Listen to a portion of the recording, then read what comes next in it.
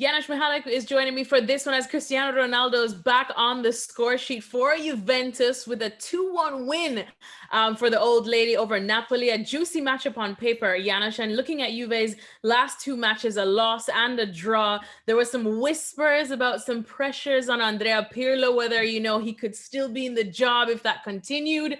But they got the job done, Janusz. So what impressed you the most about this win, and how much of a sigh of relief would Pirlo be breathing right now?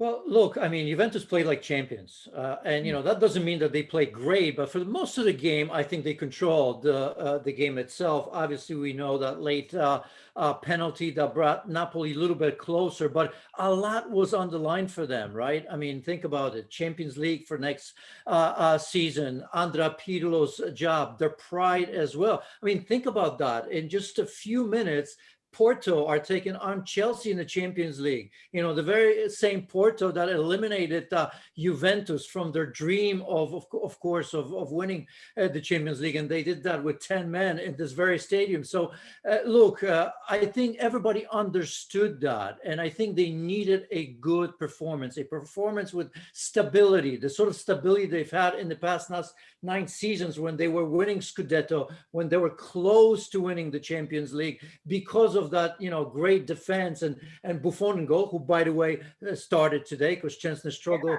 in the Turin derby, right? And Chiellini was very, very good. So they haven't had that really when you think about it, because everybody talks about the midfield, and of course there's an issue there. But I think, that character, that defensive stability that we've grown used to when we watch Juve was there. So it was a massive win. Of course, Cristiano Ronaldo scoring again, Paulo Dybala coming in and scoring a goal with, I don't know if it was first touch, but first action since January. And so much has been said about Paulo Dybala, maybe not renewing his contract and leaving as well. So certainly the atmosphere around the club hasn't been good. The party boys, of course, Weston McKennie, Paulo Dybala, who came in as well, and Arthur came in as well, were playing. So I think it's a massive win considering that Juve and Napoli were on 56 points, behind Atalanta. That win, of course, puts Juventus in third place.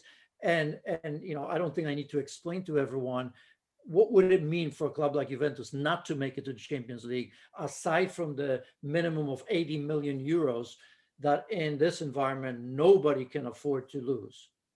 Imagine Cristiano Ronaldo on a team not qualifying for the Champions League. Oh my goodness, that would be a crisis of all crisis. I mean, now let's just quickly look at the table. So Napoli in Europa League spots currently 5th, Juventus, as you mentioned, in 3rd. And I know this is one of the more competitive Serie A seasons that we have seen, and we've, talked about this before, but now things are getting real. Janusz, is the business end of the league. Less than 10 games to go right now, with just about 9 left for Juventus. So what would they be aiming for right now? Realistically, what would success look like for this Andrea Pirlo team that already seems like they've been up against it? Well, I mean, the only thing they can do is make sure they qualify for the Champions League. Inter won again. I mean, they're not giving that away.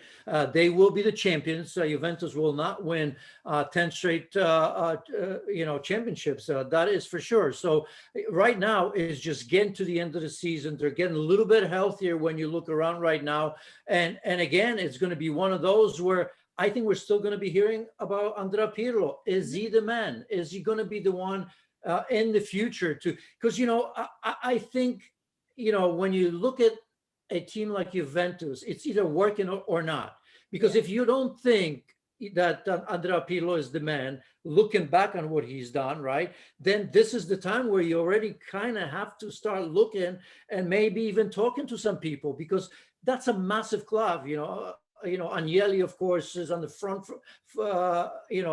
of getting making sure that the big clubs make it to the Champions League, right? Wanting to make the Champions League bigger, making sure that the big clubs are always there. Well, this is a good example. He sees that even a club like his, Juventus, could miss that. So for them, the only thing we can think of right now is top 4 and rebuild and see if Juventus once again can challenge not just for the Scudetto, but finally for that holy grail that they've been chasing, which is the Champions League. And like we said, the same applies for Napoli. I'm assuming that their ambitions might be slightly different, but what would success look like for you for them in these last couple of games? Well, same story here. I mean, it's going to be a little bit more difficult for them. I mean, this was really disappointing, I thought, because they've been kind of on a better run, under Gattuso. They're getting players back. Remember when these two teams met in February? It wasn't Chucky Lozano, Dries Mertens wasn't playing yet, Victor Osimhen wasn't playing. So this is a team that's getting better, but unfortunately they're dropping in the table, especially in a game like this against Juventus, who you're level on points. So this is a big loss. They're fighting for the same thing, which is top four. And it's still possible because Atalanta, as good as they are, as much as we love them, for being a modest club, being in the Champions League, and playing attacking football under Gasparini, they could be the ones on the inside looking out. So it's going to be fascinating finish because both Napoli and Juventus still have a big shout. Thanks so much for watching ESPN on YouTube. And for more sports highlights and analysis, be sure to download the ESPN app. And for premium content and live streaming, subscribe to ESPN Plus.